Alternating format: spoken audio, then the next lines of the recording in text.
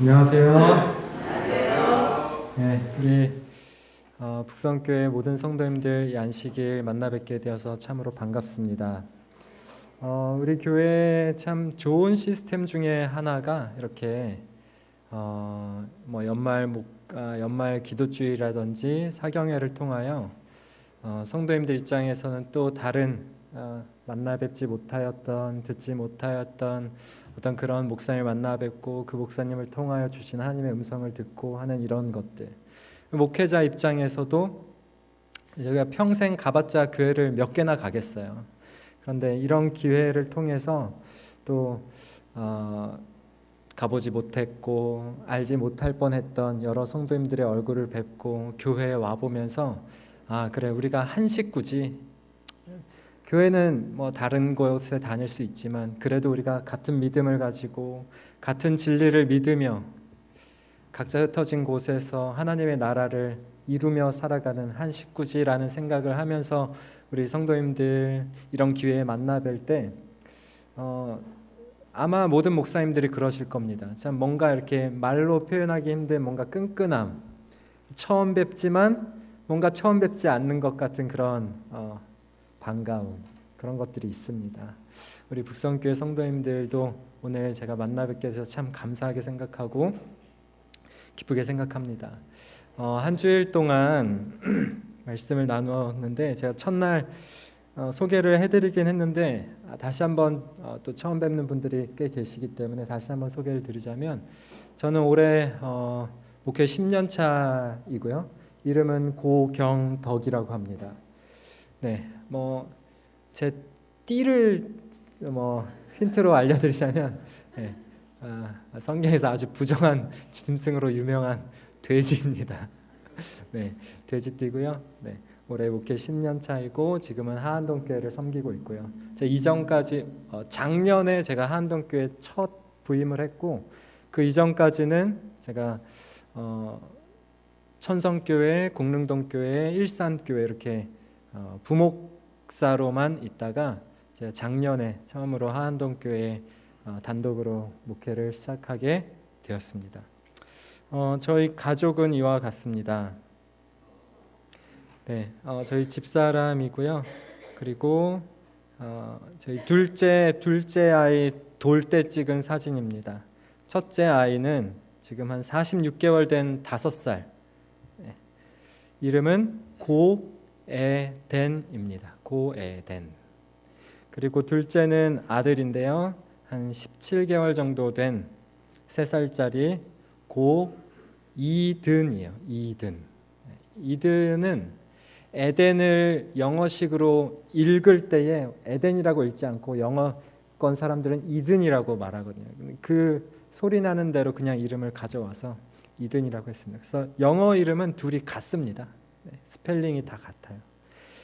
그렇게 저는 한 가정을 섬기고 있고, 또 저희 교회 식구들을 잠깐 소개해 드리자면, 저희 교회는 이렇습니다. 저희 교회도 많지는 않습니다. 작은 교회이고, 그렇지만 각자 있는 곳에서 열심히 각 분야를 섬기고 각 직책을 감당하면서 또 한 단계 도약하기 위하여 애쓰고 있는 우리 하안동교회 믿음의 식구들입니다. 제가 이번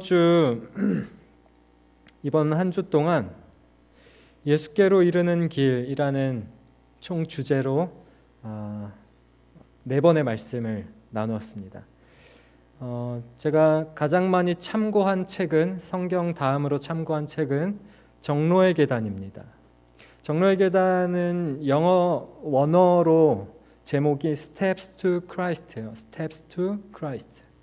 스텝들, 단계들이란 뜻이죠. To Christ, 그리스도께 가는 단계들이에요. 정로의 계단이라는 제목보다는 사실 예수님께로 가는 과정, 예수님께로 가는 계단, 단계들이라고 하면 조금 더 직접적인 의미를 띠지 않을까 싶습니다. 첫 번째 장은 인류에 대한 하나님의 사랑이었어요. 이 인류에 대한 하나님의 사랑을 제가 화요일 날 처음으로 말씀을 드렸어요. 예수님께로 우리가 나아가는 단계들이 이 책의 총 제목인데, 예수님께 나아가는 첫걸음을 우리가 떼지 않고 누가 먼저 떼셨냐면 하나님이 떼셨어요. 인류에 대한 하나님의 사랑. 예수님께로 가는 과정의 첫걸음인데 내가 뗀 게 아니라 하나님이 우리를 먼저 사랑하셨다. 우리가 그분께 사랑받을 자격이 없고 우리가 그분께 사랑받을 어떤 선행을 하지 않은 상태에서 그분께서 아무 조건 없이 먼저 사랑을 베푸셨다. 그 말씀을 제가 첫날 드렸습니다. 그러면서 이 하나님은 우리가 행복하기를 바라시는 분이다. 우리의 행복을 바라시는 분이다. 그러면서 제가 두 가지 정도 예를 드렸었는데 그 이야기는 좀 해드리고 넘어가야 될 것 같습니다. 봄이 이제 곧 오겠죠. 또 금방 또 시간이 갈 거 아니에요. 제가 볼 때는 한 달 정도 안 되어서 아마 목련이 피기 시작하지 않을까. 그죠? 2월 말 3월 초면 벌써 목련이 피죠. 특히 요즘은 더 앞당겨지잖아요. 지구온난화로 인해서. 그렇게 봄이 올 때마다 꽃을 보면 어떠세요? 엄청 싱그럽죠. 엄청 싱그럽고 그냥 보기만 해도 기분이 막 밝아지고 기뻐져요. 저 역시 그렇습니다. 자, 그런 것들을 보면서 하나님께서 왜 우리의 눈을 흑백으로 짓지 않고 이렇게 색깔들을 구분할 수 있게 지으셨을까? 이런 생각을 해봤어요. 굳이 나의 눈을 하나님께서 칼라로 이렇게 만들어 놓지 않더라도 우리는 살아가는데 지장이 있습니까? 없습니까? 지장 없어요. 먹고 살아가는데 우리의 생명을 유지하는데 거의 영향을 못 미칩니다. 신호등 빨간색, 파란색도 그냥 모양으로 하면 돼요. 동그라미, X 이렇게 하면 되거든요. 근데 하나님께서 우리에게 눈을 굳이 색깔을 구분할 수 있게 하신 것은 우리가 먹고 사는 것, 그래서 내 생명을 유지하느냐 죽느냐 이것에만 하나님이 우리에게 관심이 있으신 분이 아니다라는 거예요. 내가 여러 색깔을 보고 여러 꽃들을 보면서 그걸 보면서 기뻐하고 감탄하고 이런 것까지 하나님은 우리에게 바라시는 분이죠. 제가 또 그런 말씀을 드렸었습니다. 왜 하나님께서 우리의 혀를 만드실 때 저는 그랬으면 좋겠었거든요. 저는 약간 율법주의자이기 때문에 율법주의 성향이 굉장히 강한 사람이었어요. 그러다 보니까 저는 그런 생각을 많이 했어요. 왜 하나님께서 나의 혀를 지으실 때에 내 혀에다가 감각을 심어 놓으셨는데 그 감각을 맛을 느끼는 감각 말고 영양소를 체크할 수 있는 감각을 넣어주지 않으셨을까? 이거 먹으면 오늘 필요한 단백질 20% 섭취했어. 80% 남았어. 비타민 A, B, C, D 중에 A는 30%, B는 하나도 못 먹어서 오늘 많이 먹어야 돼. 이렇게 다. 그러니까 하나님 입장에서 가능하신 일 아닙니까? 전능하신 분이시니까요. 그러니까 하나님이 그 생각을 저도 하는데 하나님이 안 해보셨겠냐고요. 저조차도 해본 생각인데 하나님께서 안 하셨겠어요? 그럼에도 불구하고 하나님이 우리 혀에다가 영양분을 체크하고 탄수화물, 단백질, 지방 오늘 얼마나 먹어서 단백질 얼마나 필요한지 이걸 체크할 수 있는 기능을 우리 혀에 탑재해 놓으실 수도 있으셨는데 그렇게 하지 않고 우리 혀에다가 맛을 느낄 수 있는 감각을 주신 이유가 있어요. 뭐 같으세요? 그렇게 주신 이유가 뭐 같으세요? 먹고 행복하라고요. 먹고 기쁘라고요. 야, 그거 얼마나 맛있냐. 먹으면서 막 기분 좋아지라고요. 우리 하나님은요, 그러니까 우리가 먹고 살고 내 생명이 죽느냐 사느냐, 니들이 영원한 죽음에 들어가느냐, 영원한 생명에 들어가 이것에만 달린 게 아니라 우리의 살아가는 과정 속에서 우리가 느끼는 감정, 우리가 느끼는 여러 느낌들 이런 것까지도 하나님께서는 우리가 그런 것들을 통해서까지도 우리가 행복하길 바라신다라는 거예요. 하나님 우리의 행복을 갈망하시는 분이라고 했습니다. 그리고 하나님은 우리를 향한 그 하나님의 사랑을 우리에게 알려주기를 원하시는 분이에요. 어떻게든 알려주고 싶어요. 그 알려주고 싶으셔서 하나님이 주신 통로들이 있는데 그것이 성경, 천연계, 우리 각자의 삶에 하나님이 역사하시는 섭리들, 이런 모든 것들을 통해서 하나님이 계속해서 우리에게 내가 널 사랑해, 내가 널 사랑한다니까, 계속해서 알려주고 싶으신 거예요. 그걸 알려주시기 위해서 오신 분이 계시는데 그 오신 분이 누구세요? 그분이 예수님이에요. 예수님이 그것 때문에 오신 거예요. 사람들이 하나님을 모르는 거예요. 사람들이 하나님을 오해하는 거예요. 하나님이 가혹하고 용서할 줄 모르는 분이라고 오해하며 그분을 공포스럽게 대하자 예수님이 또 다른 하나님이시죠. 사실은 그 하나님께서 직접 오셔서 인간의 모습으로 인간의 언어와 인간의 삶의 양식과 인간의 문화로 표현해 주신 거예요. 내가 너네를 사랑한다. 그걸 아주 극단적이고 극적으로 표현하신 장면이 있는데 그게 십자가예요. 그게 십자가예요. 오늘은 주 안에서 기뻐함이라는 말씀을 좀 나누겠습니다. 모든 시간을 제가 복습해 드릴 수는 없지만 이 주 안에서 기뻐함은 정로의 계단의 맨 마지막에 있는 장이에요. 그러니까 예수님께로 가는 과정 속에 제일 마지막. 그러면 신앙의 믿음의 꽃이 무엇인지 아십니까? 믿음 생활의 꽃. 그건 감사예요. 감사와 기쁨이에요. 그러니까 나무를 이루는 요소들에는 여러 가지가 있죠. 뿌리, 나무 기둥, 나무 껍질, 겉에 껍질, 가지, 잎, 그리고 꽃까지 있는데 감사와 기쁨은 이 믿음이라는 나무의 꽃에 해당해요. 결정체죠. 결정체. 가장 아름다운 열매. 신앙생활하면 가장 퍼뜩 떠오르시는 개념이나 이미지, 생각이나 단어가 혹시 무엇이 있으세요? 신앙생활이라는 단어를 딱 듣거나 보시면 어떤 게 떠오르세요? 예배, 말씀, 기도, 하늘나라, 경건, 계명, 율법, 헌금, 안식일 등등 다양한 것이 떠오르겠죠. 근데 혹시 지금 이 시간 기쁨 딱 떠오르신 분 계세요? 신앙생활 딱 하면 그냥 기쁘다. 기쁨. 이거 떠오르신 분 계십니까? 저희 교회 분들도 이 기쁨 떠오르신 분들이 없다고 하시더라고요. 하나님께서는 이 땅의 모든 그리스도인들이 경험하고 누리도록 공평하게 약속하신 삶이 있는데 그것이 무엇이냐면 기쁨의 삶이에요. 한 명의 예외 없이 상황과 환경에 구애받지 않고 남녀노소에 관계없이 모든 그리스도인들에게 약속하신 삶이 있는데 그것이 기쁨의 삶입니다.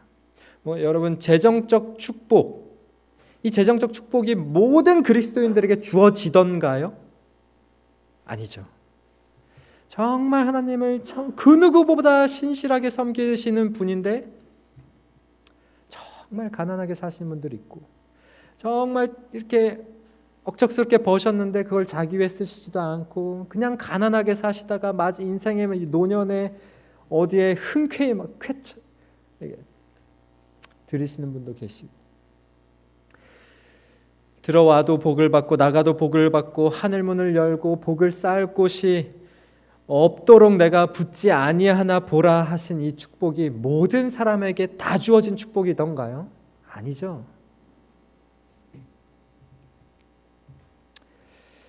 이 재정의 복은 하나님의 뜻과 개인의 노력과 어떤 상황에 따라서 누릴 수도 있고 누리지 못할 수도 있어요.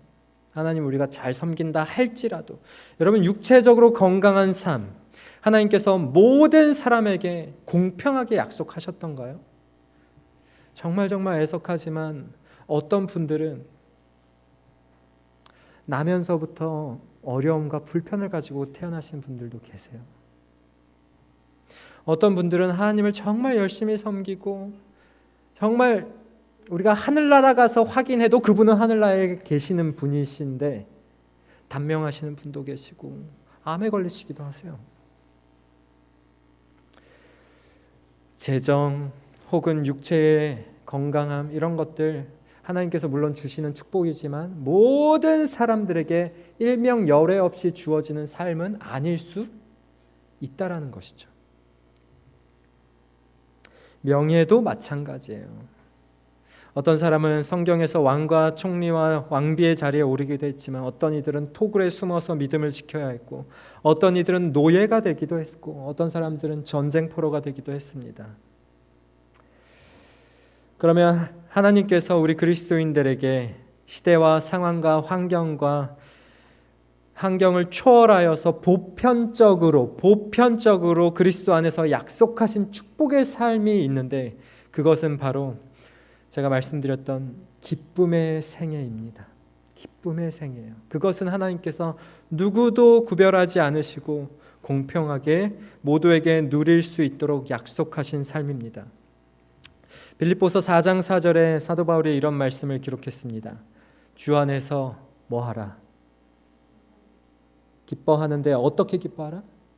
항상성 있게 늘 기뻐해라. 그렇다면 이것은 어떤 한 사람에게만 주어진 명령일까요? 아니겠죠. 모든 사람들이 항상 기뻐하면서 살아라 라고 하는 거예요. 그러면서 사도 바울은 내가 다시 한번 말해줄게. 기뻐해. 이렇게 말하고 있는 거예요. 한 번 더 말하고 싶었던 거예요. 그러면서 사도 바울은 이 빌립보서, 여러분들 다 많이 배워보셨죠? 빌립보서는 무슨 서신이라고 합니까? 힌트. 첫 번째 글자는 옥자, 두 번째 글자는 중자. 그렇죠. 맞습니다. 옥중서신. 옥중서신이 무슨 말이에요? 감옥에 있을 때 쓴 편지다라는 거죠. 옥중서신이 4개가 있는데 그 중에 하나가 바로 이 책이에요. 그러니까 사도 바울이 지금 감옥에 갇혀 있는데 성도들에게 기뻐해라 이렇게 말을 하는 거예요. 소망이 끊긴 것처럼 보이고 원망하려면 얼마든 할 수 있는 상황과 형편 가운데 있었지만 자신이 먼저 기뻐하는 삶을 살았고 또한 성도들에게, 교회들에게 주 안에서 항상 기뻐하라라고 말합니다. 그러면서 바울은 이 기쁨의 원천이 예수 그리스도이시라고 말해주는 거예요. 주 안에서 항상 기뻐하라. 그러니까 예수님은 우리들이 성도들이 어떠한 상황 가운데서도 기뻐할 충분한 근거가 되시는 분이다라고 하는 거예요. 예수님은 우리의 상황과 관계없이 그런 모든 것들을 우리가 초월해서 기쁨을 누릴 수 있는 그 근원이 되시는 분이다라고 하는 거예요. 데살로니가 전서에도 항상 기뻐하라, 쉬지 말고 기도하라, 범사에 감사하라, 이것이 그리스도 예수 안에서 너희를 향하신 하나님의 뜻이니라 라고 얘기합니다. 약속이고 하나님께서 그렇게 의도하셨고 그렇게 되기를 원하시고 돕겠다라고 하는 약속입니다. 부자나 가난한 자나 건강한 자나 병든 자나 높은 자나 낮은 자나 누구나 예수님 안에서 누릴 수 있는 공평한 삶, 그것은 기뻐하는 삶이라는 것이에요. 그리스도인이라면 누구나 누려야 하는 특권의 삶, 이것이 바로 그리스도 안에 있는 기쁨의 생애입니다.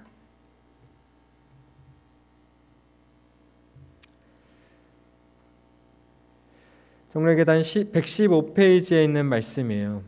예수께서는 당신의 모든 자녀를 통하여 한 편지를 세상에 보내신다.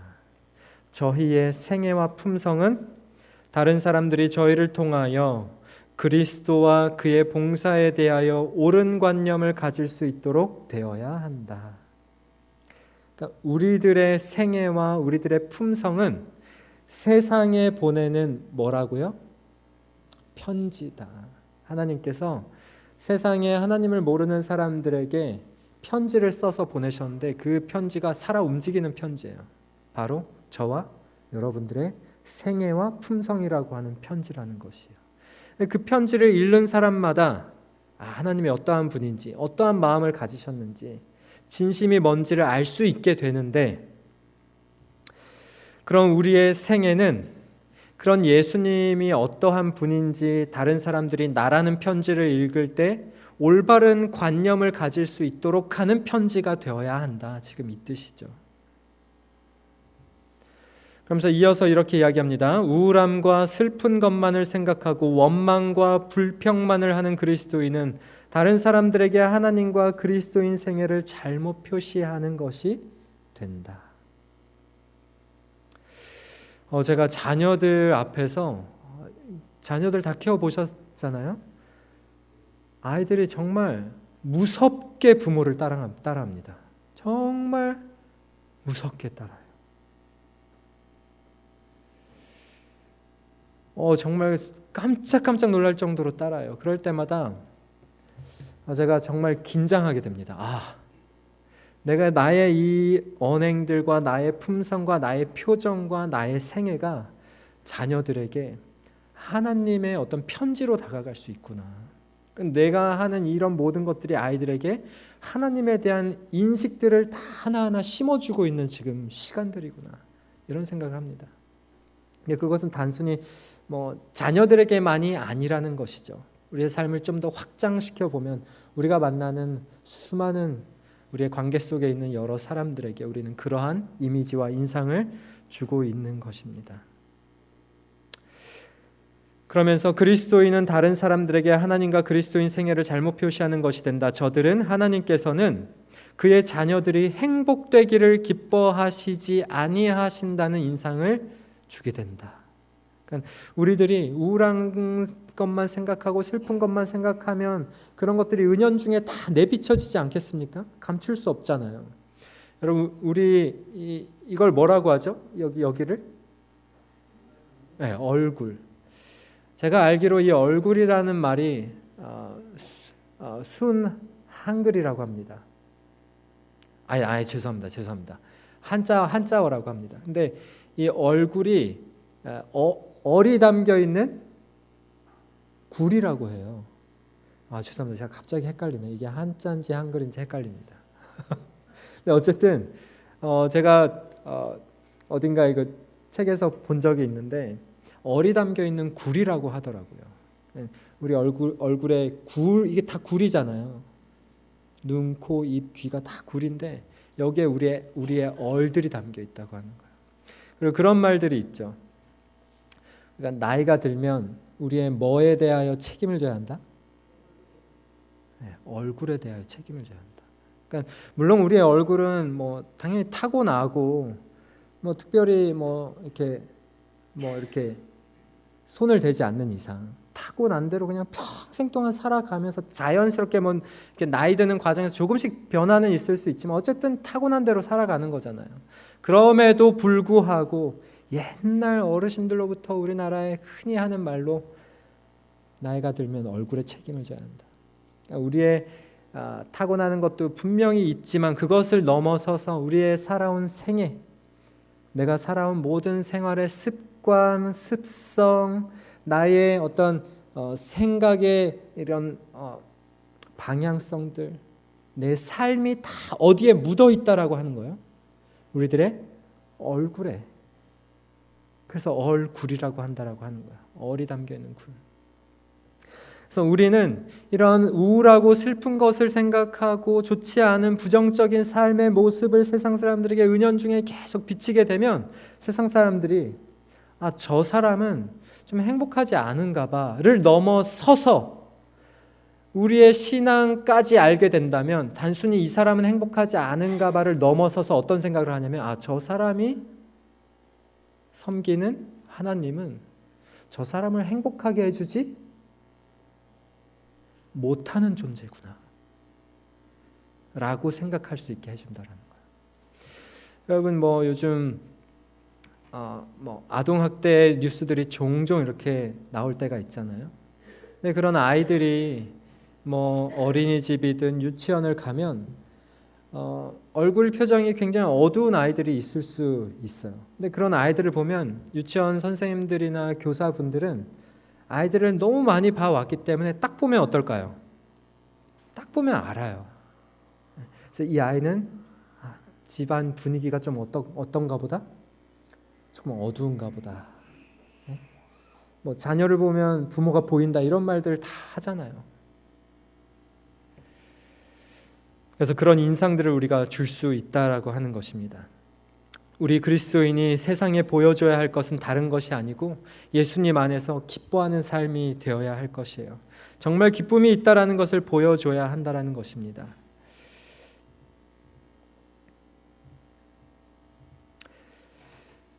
요한복음 14장 28절도 이렇게 이야기합니다. 평안을 너희에게 끼치노니 곧 나의 평안을 너희에게 주노라. 내가 너희에게 주는 것은 세상이 주는 것 같지 아니하니라. 너희는 마음에 근심도 말고 두려워하지도 말라. 하나님께서는 우리 모든 인간 자녀들이 행복하고 평안하기를 원하시는 분이세요. 요한복음 15장 11절에도 내가 이것을 너희에게 이름은 내 기쁨이 너희 안에 있어 너희 기쁨을 충만하게 하려 함이니라. 하나님께서는 우리 모든 자녀들이 정말로 행복하기를 원하십니다. 다시 한번 말씀드리지만 그리스도인의 참된 기쁨의 근원은 예수 그리스도세요. 우리에게 기쁨이 없는 것은 결과론적으로만 먼저 말씀드리자면 사실 예수님이 없는 것입니다. 내 삶에 내 기쁨을 억제하고 예수님을 믿는 기쁨을 뛰어넘어서서 내 삶을 압도하고 있는 슬픔이나 부정적인 것들은 예수님이 적어도 그 문제에 있어서 해결책이 못 되시고 있다라는 증거가 될 수 있는 거예요. 내가 어떤 것을 생각하면 우울해지고 어떤 것을 생각하면 참 기운 빠지고 그러잖아요. 그런 것들이 자녀 문제가 될 수도 있어요. 가지 많은 집에 바람 잘 날 없다라는 말 다 아시죠? 옛날 어른분들은 자녀들이 참 많잖아요. 그런 자녀들 생각할 때 자녀들이 다 잘 살아주면 얼마나 감사한데 그렇지 못한 자녀들이 꼭 있지 않겠습니까? 아픈 손가락이 있어요. 저희 할머니를 보면서 제가 그런 것들을 느껴요.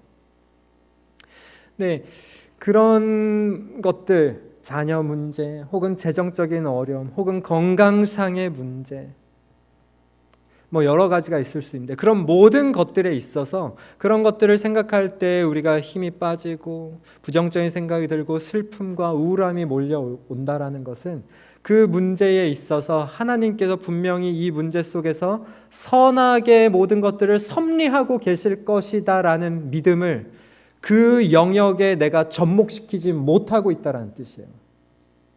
하나님을 믿는다고는 하고 내가 교회는 오지만 하나님을 믿는 믿음은 따로 여기 있고 이 믿는 믿음을 내 삶의 곳곳에다가 침투시켜야 하는데 그걸 지금 못하고 있다는 뜻인 거예요.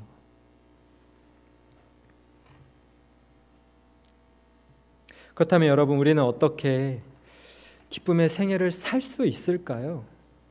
어떤 상황 속에서도 우리는 순간순간 그랬어? 참 안타까워할 수는 있지만 안타까움을 넘어서서 엄청난 슬픔과 좌절 속에 파묻히지 않고 잠깐의 안타까움을 넘어서 다시금 그래도 우리 주님께서 우리 예수님께서 분명히 라고 하는 이런 믿음을 어떻게 하면 우리는 가질 수 있을까요? 주 안에서 예수님 안에 거하는 것이라고 말할 수 있습니다. 여러분 그렇다면 예수님 안에 어떻게 거할 수 있을까요? 정로계단 70페이지는 이렇게 이야기하고 있습니다. 그대들은 혹 내가 어떻게 하면 그리스도 안에 거할까 하고 묻는가? 그대들이 처음에 그를 받아들인 그와 같은 방법으로 할 것이다. 처음에 그를 받아들인 방법. 그 처음에 받아들였다는 건 뭐냐면 예수님의 십자가의 공로를 내가 믿었던 그 방법을 말하는 거예요. 그러면서 이어서 이렇게 이야기합니다. 그대들은 자신의 죄를 속할 수도 없고 자신의 마음을 변화시킬 수도 없으나 하나님께서 그리스도의 공로를 인하여 그대를 위해 이 모든 일을 행하신 줄로 믿었으니 믿음으로 그리스도의 것이 되는 동시에 믿음으로 그리스도 안에서 자라날 것이다. 즉 바치고 받음으로 자라날 것이다. 처음 믿을 때에도 믿음으로 받아들였고 그 후로도 지속 가능하게 일관되게 예수님 안에 거하려면 같은 방법을 써야 되는데 그 방법이 믿음이라고 하는 거예요. 예수님 안에 거할 때에 변치 않는 기쁨의 삶을 누릴 수가 있는데 예수님 안에 거하는 방법은 믿는 것이에요. 믿는 것은 단순히 추상적인 개념이나 지적인 동의 수준이 아니라 구체적으로 믿는다라는 것은 뭐냐면 바치고 그리고 받는 거예요. 이게 믿음 생활이에요. 바치고 받는다. 그렇다면 무엇을 바치고 무엇을 받는 것일까요? 화인여사가 그것까지도 자세하게 이야기합니다. 그대들은 모든 것을 바칠 것이니 마음과 의지와 봉사, 그의 모든 요구를 응하기 위하여 그대 자신을 바칠 것이다. 그리고 모든 것을 받아들여서, 여기서 말하는 모든 것, 받아들여야 하는 모든 것, 예수님께로 받아들여야 하는 모든 것은 뭐냐면 그대의 마음 안에 계셔서 그대의 힘과 그대의 의와 그대의 영원한 돕는 자가 되시는 온갖 축복이 충만한 그리스도, 그분 자체를 말한다라고 하는 거예요. 그 모든 것을 받아들여서 하나님을 순종할 힘을 얻을 것이다. 제가 조금 더 쉽게 무엇을 바쳐야 하는지에 대하여 조금 더 설명을 드리겠습니다. 정로의 계단 5장 헌신장이라고 있습니다. 제가 사실 꼭 나누고 싶은 말씀 중에 한 장이 또 5장이었는데 제가 고민하다가 5장을 건너뛰기는 했습니다. 이 5장도 정말 중요한 장이긴 한데, 여러분, 우리가 헌신이라고 한다면 무엇을 떠올리세요? 가장 먼저 헌금 아니세요? 혹은 뭐 어떤 직분을 감당하는 거, 모르겠습니다. 해년마다 우리가 직원 선출을 하고 그때마다 참 힘든, 인간적으로 힘겨운 직책들이 있잖아요. 그런 직책들이 선거위원회에서 결정나고 목사님을 통하여 부탁이 들어올 때 참 쉽지 않잖아요. 그런 것들을 우리는 헌신이라고 하죠.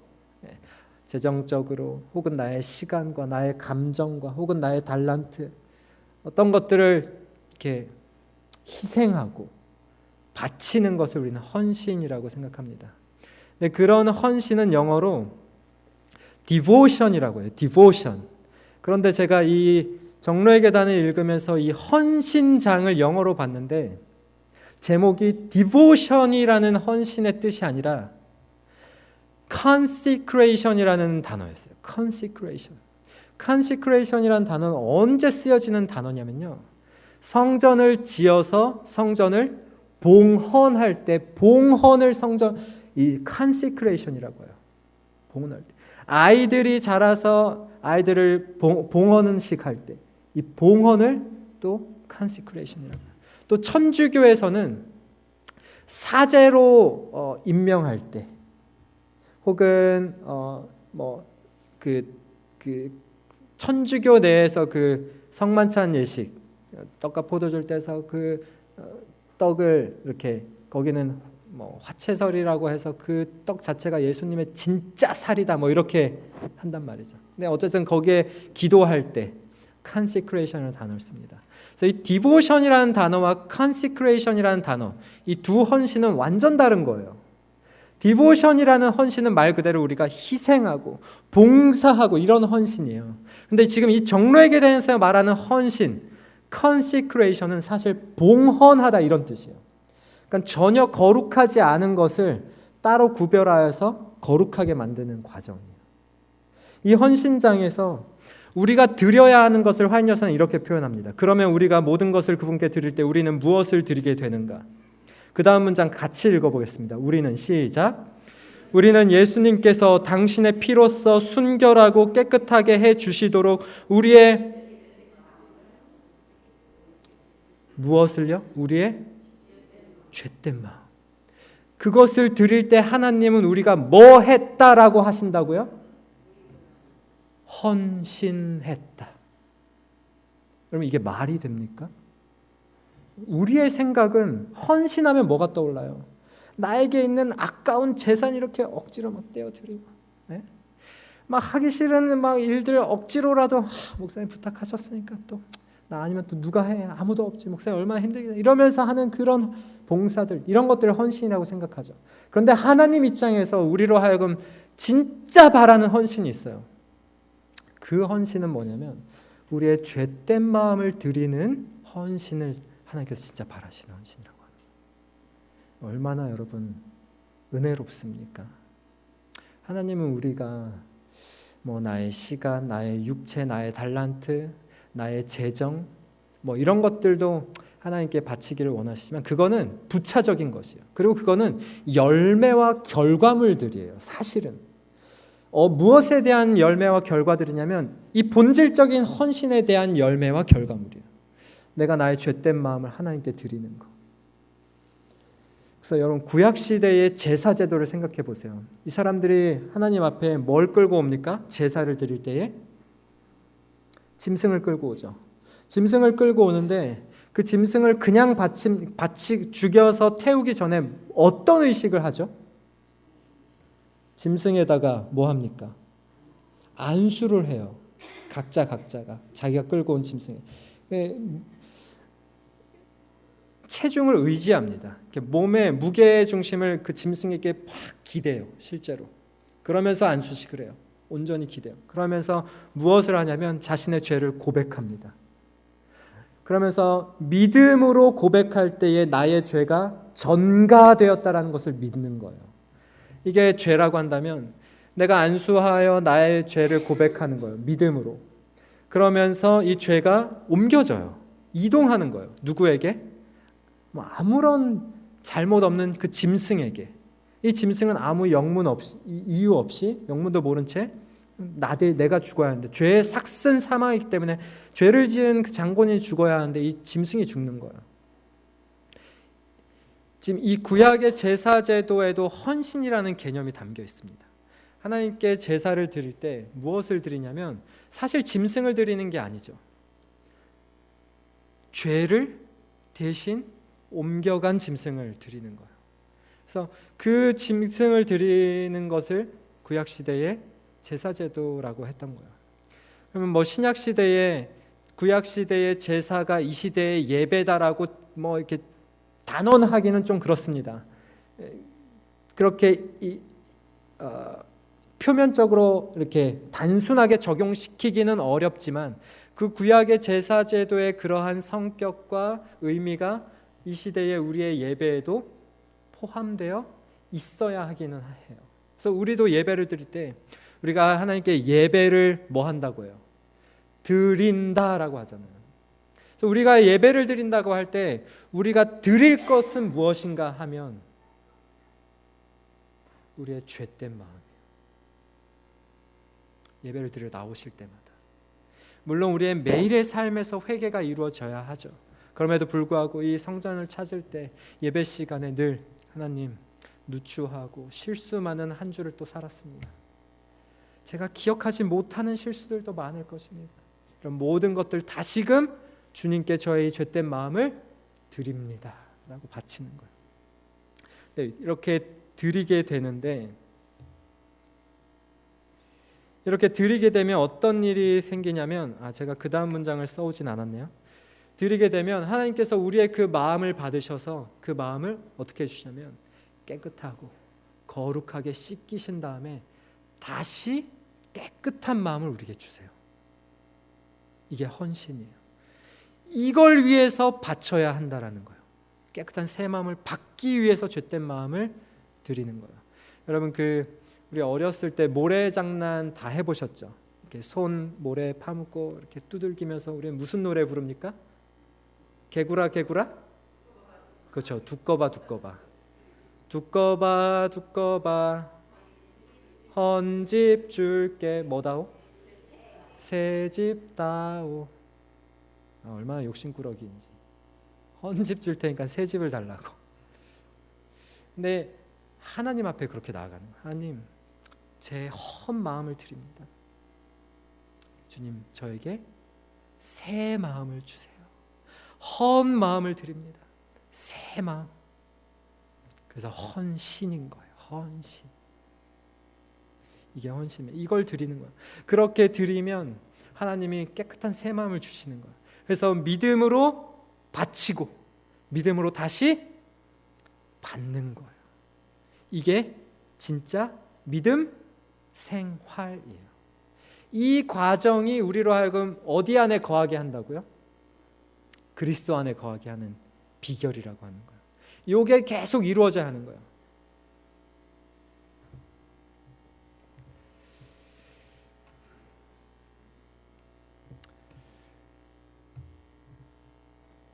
여러분 우리가 나에게 상처를 준 사람을 계속 생각하면은 어떠한 마음이 떠오릅니까?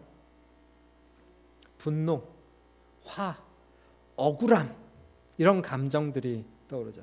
근데 나를 사랑해주고 내가 잘못해도 나를 또 용서해주고 이해해주는 그런 사람들, 뭐 가족이 될 수 있고 배우자가 될 수 있죠.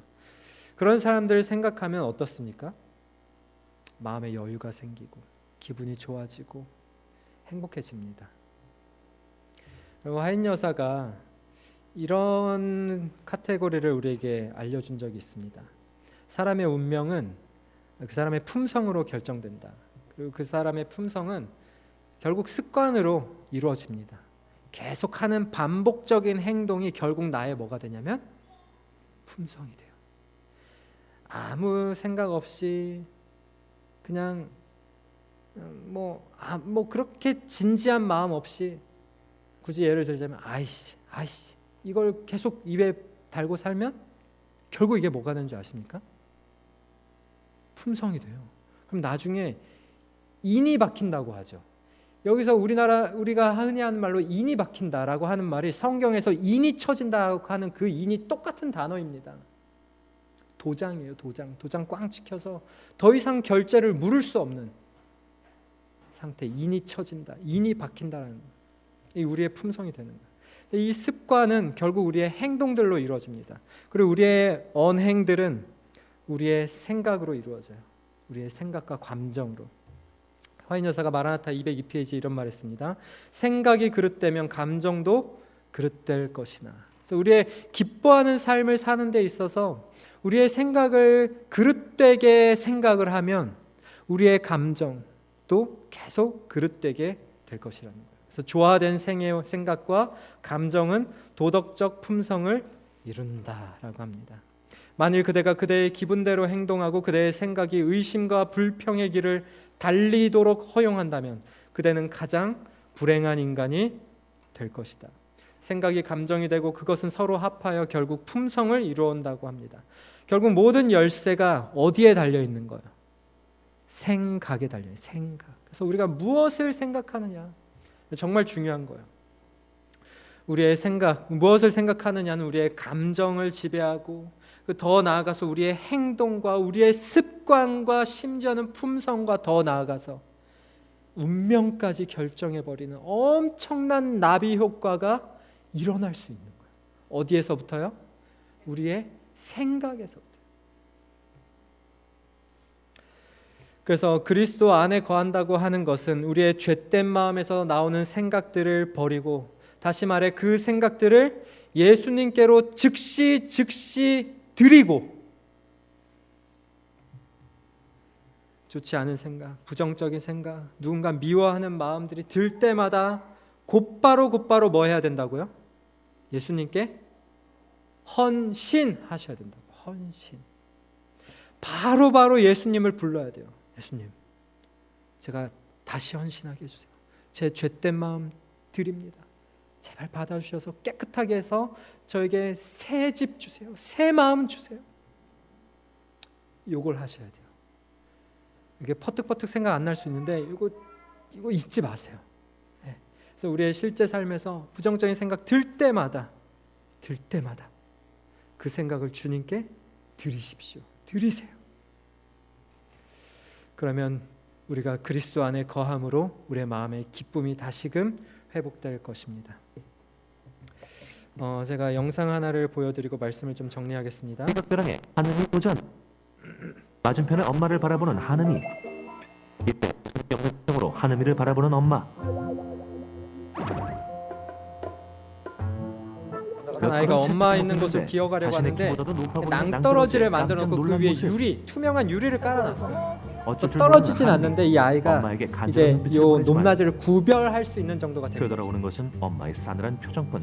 근데 엄마가 웃지 않는, 무심한 그 엄마를 볼 때에 결국 시각벼락을 건너지 못하고 제자리로 다시 돌아갑니다. 연우에 이어 하느미 역시 시각벼락을 건너지 다른 아이들도 마찬가지예요. 다 돌아갑니다. 무표정한 엄마의 얼굴을 보는 즉시 제자리로 돌아갔다. 심리학적으로는 거울 이미지 효과라고도 하고요. 부모의 그런 부정적인 감정이나 태도가 아이들한테 결국엔 대물림이 되고 전달될 수도 있는 그런 효과를 갖고 있는 것 같아요. 그렇다면 반대로 엄마가 편안하게 웃는 표정을 짓는다면 아이들은 어떨까? 조금 전 실험과는 달리 한박 웃음을 짓고 있는 엄마. 엄마의 행복한 미소를 보자 덩달아 기분이 좋아진 연우. 그러나 이때 연우의 눈앞에 보인 것은 시각대랑을 건너기 전 물끄러미 엄마의 얼굴을 바라보는데 엄마의 환한 표정을 확인하자마자 거침없이 앞으로 돌진하는 연우. 미소 짓고 있는 엄마를 보자 한 채의 망설임도 없이 그대로 직진. 여러분 감동적이지 엄마의 웃음 않습니까? 덕에 무서웠던 시각대랑을 용감하게 통과. 엄마의 표정 변화로 확실하게 알 수 있었던 이 아이에게 엄마의 믿음이 달라진 있어요. 반응. 믿음이 있어요. 이번엔 한은이의 차례. 엄마가 행복하고 밝은 목소리로 자신의 이름을 불러주자 한결 편안해 보이는 한은이의 표정. 앞으로 갈까 말까 주저했던 때와 달리 단번에 시각대랑 통과. 엄마의 미소에 시각대랑 건너기 대성공. 엄마의 표정이나 진짜 말 그런 거 하나하나가 진짜 아가한테 제일 중요한 걸 알았어. 엄마 표정을 보고 많이 웃으니까. 네. 제가 이 영상을 처음 봤을 때 정말 눈시울이 붉어졌어요. 마음이 엄청 뭉클했어요. 아이들의 모습이 귀엽고 사랑스럽기도 했지만 이 아이에게서 제가 믿음을 봤어요. 이 두려운 건데 이 아이 입장에서도 두려웠으니까 돌아갔잖아요. 두려워서 돌아갔는데 이 엄마가 자기를 환하게 바라봐주고 웃으며 사랑스럽게 바라봐줄 때 그 얼굴을 바라보면서 그 험하고 그 무섭고 두려운 그 벼랑을 거침없이 나아가는 모습, 우리 신앙인의 모습이 돼야 되는 거죠. 우리들의 삶에서 시각벼랑과 같은 시간들이 많이 찾아온단 말이죠. 우리를 좌절하게 하고 우리를 슬프게 하고 우리를 넘어뜨리고 우리를 참 화나게 하고 분노하게 하고 그런 시간들이 우리에게 찾아올 때에 우리의 시선이 우리를 바라보면서 늘 환하게 우리를 받아주고 계시는 주님의 얼굴을 바라본다면 우리는 슬픔과 억울함과 좌절의 순간에도 우리는 그분의 얼굴을 바라보며 거침없이 기쁨의 생애의 길을 헤쳐나갈 수 있다라는 거예요. 이런 삶을 살기를 하나님께서 원하신다라는 거예요. 제가 어제 우리 기도 응답받는 조건을 말씀드리면서 4가지 하나님께서 응답하시는 방법들을 말씀드렸죠. 첫 번째는 내가 원하는 방법과 원하는 때에 하나님이 응답해 주시는 게 있고, 두 번째는 내가 원하는 방법이지만 내가 원하지 않는 때에 응답해 주시고, 내가 원하는 방법대로 응답하지 않지만 내가 원하는 때에 응답해 주시는 게 있고, 최악의 경우는 내가 원하는 방법과 내가 원하는 때가 아닌 정말 엉망진창처럼 응답. 그래서 거의 우리는 이 나머지 3개는 응답되지 않는다고 생각해요. 오로지 내가 기도한 대로 그 방법과 그 시간대에 딱딱 이루어져야만 내 기도가 응답받는다 생각하고, 나머지 3개의 케이스는 하나님께서 내 기도에 응답하지 않으신다고 생각하는 거죠. 근데 제가 어제 함께 말씀을 나눴던 분들은 기억하시죠? 그 모든 순간순간들이 다 뭐였다? 하나님이 내 기도에 다 응답하신 시간들입니다. 우리는 앞을 바라볼 수 없어서 정말로 뭐가 유익한지 알지 못하여서 개떡같이 기도를 하지만 하나님께서 찰떡같이 응답해 주시는 모든 시간들이었다는 거예요. 우리의 삶에서도 그러한 시간들이 있는 것처럼 보일 수 있지만 하나님께서 분명히 그 순간순간마다 다 찰떡같이 역사하고 계신다라는 것을 믿을 때에 우리의 기쁨은 흔들릴까요? 흔들리지 않을까요? 흔들릴 수 없어요. 이 흔들리지 않는 기쁨과 감사의 생애를 하나님께서 우리가 살기를 간절히 바라신다라는 거예요. 그래서 이 기쁨은요, 단순히 그냥 막 세상에 슬픈 일 있는데 미친 척하고 정신 나간 사람처럼 기뻐해라 이런 뜻이 아니에요. 억지로 웃으며 살아라 이런 것도 아니에요.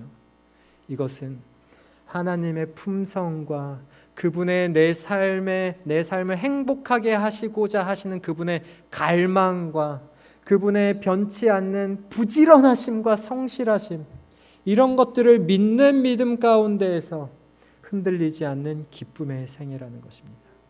그래서 이 정로의 계단의 맨 마지막 단계가 기쁨의 생애를 사는 거예요. 예수님께 이르는 길의 맨 마지막 단계가 기쁨과 감사의 생애라고 하는 것입니다. 올 한 해 예수님께서 오실 때가 또 1년 가까워졌습니다. 이 한 해 예수님의 재림을 조금 더 우리가 준비하면서 흔들리지 않는 믿음의 기쁨의 생애를 살 수 있는 저와 성도님들 되시길 바라면서 말씀을 마치도록 하겠습니다.